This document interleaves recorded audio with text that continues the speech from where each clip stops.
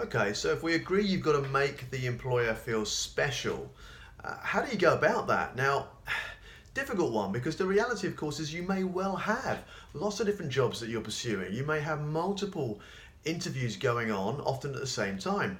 And so the reality is this may not be the only job that you're particularly excited about. The trick is you know that, and if you're involved with a sort of recruiter like me, then he or she needs to know that too. But you need to convey to them, the employer, the hiring manager, that this is the one you want.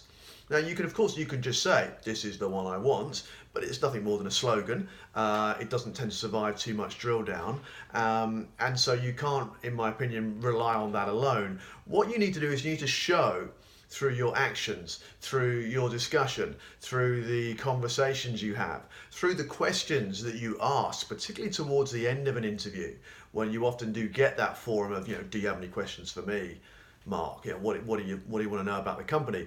This is an opportunity for you to show how serious you are about this particular job and for this particular company.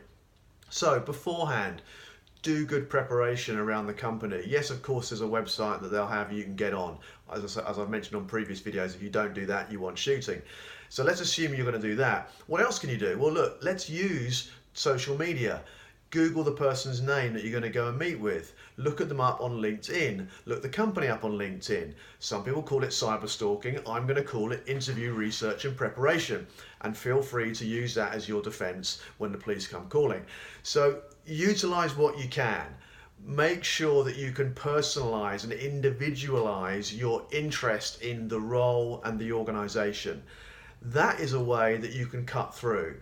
Other candidates will all do the sort of basic obvious stuff. They'll look at a website, they'll rock up, they'll ask the same 2 or 3 dull, tedious questions, and that will just be a box ticking exercise. The employer is not going to think, oh wow, this guy Mark's really into us. It's when you do that extra level of individualized question, comment, preparation. That's when he or she will start feeling, this guy seems pretty serious.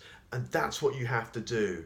If you want to make them feel special, you've got to put a bit of work in, both before and during the interview. If you don't, they ain't going to feel special, and to complete the analogy, they're not going to be going home with you anytime soon.